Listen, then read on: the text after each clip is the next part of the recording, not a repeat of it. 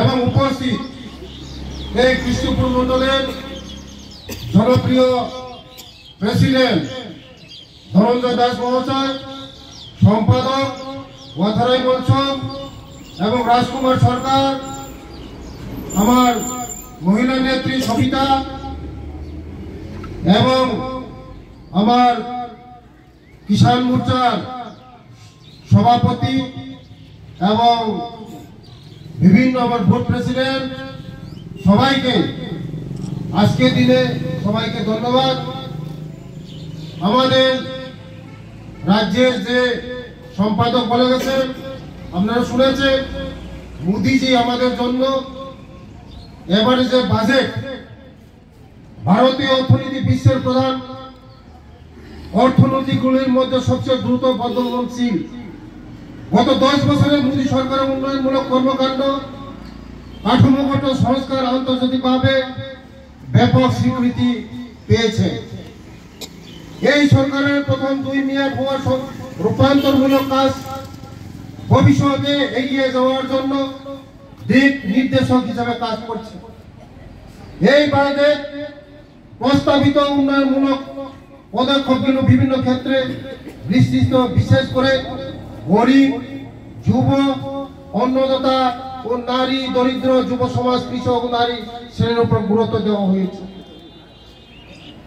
আমাদের মোদিজি, আপনারা চিন্তা করুন, গত 35 বছরে আমাদের জন্য কি করেছে? এই সিপিএম সরকার আমাদের জন্য কি করেছে? আমাদেরকে গরিব বানিয়েছে, আমাদের জন্য কিছু করে নেই, আমাদের জন্য বাজেটের মধ্যে কিছু ধরে নেই। ওরা যদি আমাদেরকে এই বাজেট যদি ভালো করে বাজেট করে ত্রিপুরার রাজ্যের মানুষ যদি গরিব থেকে ধনী হয়ে যায়, তাদের পিছনে কেউ হাঁটার থাকবে না। তার জন্য এই 35 বছর আমাদেরকে শোষণ করেছে। রাস্তার ব্যবস্থা করে নেই, জলের ব্যবস্থা করে নেই, ঘরের ব্যবস্থা করে নেই, আপনারা সবাই জানেন। আজকে দেখুন, আমাদের মোদিজি আসার পরে বড় বড় রাস্তা, ন্যাশনাল হাইওয়ে হচ্ছে। ধর্মনগর থেকে আগরতলা, আমবাসা হয়ে আগরতলা, ধর্মনগর হয়ে কমলপুর হয়ে খোয়াই হয়ে আগরতলা, সেই খোয়াই হয়ে তিলামরা হয়ে অম্পি হয়ে অমরপুর শাহপুর, মনু হয়ে একদম আইজল, সবাই জানেন। 35 বছর কেন হয়নি? ওরাও তো সরকার ছিল। আমাদের সরকার আসার পরে সবার জন্য চিন্তা করে। আজকে মোদিজি স্লোগান দিয়েছে সবকা সাথ সবকা বিকাশ। আপনারা সবাই জানেন, এই ফেব্রুয়ারি মাসের 15 তারিখ পর্যন্ত সবাই যারা ঘর পেয়ে পায়নি, তাদের লাস্ট ডিউটি কি করা হচ্ছে। এটাই তো উন্নয়ন। গরিবের জন্য, সবার জন্য ঘর, সবার জন্য অন্ন। আজকে 35 বছর তারা 1 কেজি চাল তারা ফ্রি দিচ্ছে না। আজকে মোদিজি সবার জন্য খাদ্যের ব্যবস্থা করেছে। আমাদের জনজাতিদের জন্য মোদিজি চিন্তা করে। আজকে মোদিজি আসার পরে 2014 আসার পরে আমাদের জনজাতিদের জন্য চিন্তা করে 35 বছরে 4টা স্কুল দিয়েছে আমাদের জনজাতিদের জন্য, 91 স্কুল। আমাদের এই রাজ্যে 2018 সাল আসার পরে আমাদের 60 বছরে 17টা স্কুল আমরা পেয়েছি। 35 বছরে 4টা স্কুল, আর আমরা 60 বছরে 17টা স্কুল, নতুন স্কুল খুলেছি। এটাই তো উন্নয়ন, ওটাই তো ডেভেলপমেন্ট। সবার জন্য ঘর, সবার জন্য খাদ্য, সবার জন্য রাস্তা, সবার জন্য চিকিৎসা। মোদিজি সবার জন্য চিন্তা করে। এই সিপিএম নামক এবং কংগ্রেস ওরা সহ্য হচ্ছে না। বিজেপি যেভাবে ডেভেলপমেন্ট করছে, মানুষের জন্য কাজ করছে, ওদের সহ্য হচ্ছে না। ওরা জীবনে আসতে পারবে না। কারণ মোদিজি যে প্রতিশ্রুতি দেয় নাই, এই কাজও করছে মোদিজি। তার জন্য এই বাজেট আমাদের গরিবের জন্য বাজেট, উন্নয়নমুখী বাজেট। আয়কর যারা মধ্যবিত্ত, আয়কর 12 লক্ষ টাকা পর্যন্ত, 12 লক্ষ টাকা পর্যন্ত যার আয় আছে, মাসে ইনকাম 1 লক্ষ টাকা, তারা আয়কর দিতে হবে না। আমাদের মোদিজি সবার জন্য চিন্তা করে। তাই আজকে আপনারা বিভ্রান্ত করছে। এই সিপিএম নামক কংগ্রেস এবং সিপিএম ওরা দেখেন আরেকবার শুরু হয়ে গেছে আমাদের ত্রিপুরা রাজ্যকে বিশৃঙ্খলা বিভ্রান্ত করার জন্য। আপনারা সবাই সাবধান থাকবেন, চোখ কান খোলা রাখবেন। মাঠে ময়দানে আমরা মোকাবিলা করতে হবে।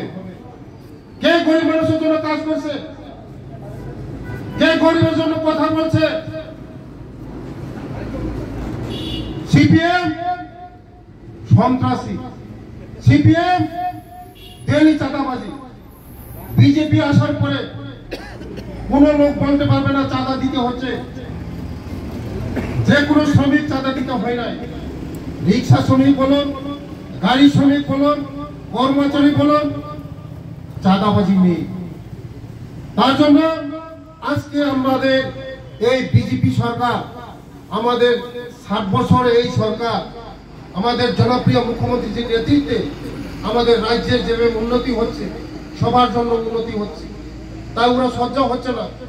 ওরা আজকে বেড়াচ্ছে কংগ্রেস এবং সিপিএম, আজকে তারা আর একবার শুরু করছে বিভ্রান্ত করার জন্য, মানুষকে মিথ্যা প্রতিশ্রুতি দিয়ে বিভ্রান্ত করার জন্য ওরা স্বপ্ন দেখছে।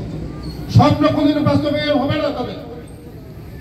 আমাদের মোদীজির নেতৃত্বে, মানুষের নেতৃত্বে আমরা কাজ করছি, সবার জন্য কাজ করছি। আপনারা সবাই দেখছেন যে আমাদের রাজ্যের মধ্যে কোনদিন এইভাবে কতদিন একসঙ্গে 2800-এর উপরে চাকরি একসঙ্গে ছেড়ে দিয়েছে। এই কিছুদিনের মধ্যে আর সারা 6000 স্পেশাল এক্সিকিউটিভ অফার ছাড়া হবে। আমার এই কৃষ্ণপুর মধ্যেও 1-150 জন আমাদের যুবকরা এই চাকরিটা পাবে। পুলিশের চাকরি হবে, ফায়ার সার্ভিসের চাকরি হবে। তার জন্য আপনারা চোখ কান খোলা রাখবেন। সিপিএম এবং কংগ্রেস ওরা আর একবার বিভ্রান্ত করার জন্য চেষ্টা করছে। আপনারা মাঠে ময়দানে নেমে তাদের সঙ্গে ফাইট করতে হবে, মোকাবেলা করতে হবে। ওদেরকে 1 ইঞ্চি জায়গা ছাড়া যাবে না। 35 বছর ওরা আমাদের শোষণ শাসন করেছে, 35 বছর আমাদের অনেক পিছিয়ে গিয়েছে। তার জন্য আগামী দিন আমরা এই রাজ্যের জন্য, এই দেশের জন্য, এই কৃষ্ণপুরের জন্য আমরা সিপিএম এবং কংগ্রেসকে 1 ফুটা মাটি আমরা ছাড়বো না, 1 ফুটা মাটি ছাড়বো না। ওরা যদি দেশের মধ্যে আরেকবার আসে আপনারা বিভ্রান্ত করবে। আপনারা সবাই জানেন ত্রিপুরা রাজ্যের মধ্যে আমাদের সরকার আসার পরে শান্তি বাতাবরণ বিরাজ করছে। মোদীজির নেতৃত্বে, মোদীজি আসার পরে আমাদের নোটিশের মধ্যে যত উগ্রপন্থী ছিল তাদের সঙ্গে কথা বলে আজকে শান্তি প্রতিষ্ঠা করেছে এই নোটিশের মধ্যে। আজকে আমাদের ত্রিপুরা রাজ্যেও আমরা দেখছেন আজকে শান্তি বিরাজ করছে। ওরা চেষ্টা করছে আরেকবার, কংগ্রেস এবং সিপিএম চেষ্টা করছে আরেকবার এই শান্তি রাজ্যকে অশান্তি করার জন্য। তার জন্য আপনারা সবাই একসঙ্গে মাঠে ময়দানে 1 ফুটা আমরা ছাড়বো না। আমাদেরকে আগামী দিন আমরা প্রস্তুত থাকবে। এই বাজেট আমাদের গরিব মেহনতি মানুষের জন্য ভালো বাজেট। সবার জন্য ঘর, সবার জন্য অন্ন, সবার জন্য রাস্তা, সবার জন্য পানীয় ব্যবস্থা, সবার জন্য চিকিৎসার ব্যবস্থা, সবার জন্য লেখাপড়ার ব্যবস্থা। এই বাজেট আমাদের ভালো বাজেট করেছে। তার জন্য আজকে মোদীজিকে ধন্যবাদ জানাই, সীতারামজিকে ধন্যবাদ জানাই এবং রাজ্যের জনপ্রিয় মুখ্যমন্ত্রীকে আমরা ধন্যবাদ জানাই। এই কুঠে বলেই এখানেই শেষ করলাম। সবাইকে নমস্কার।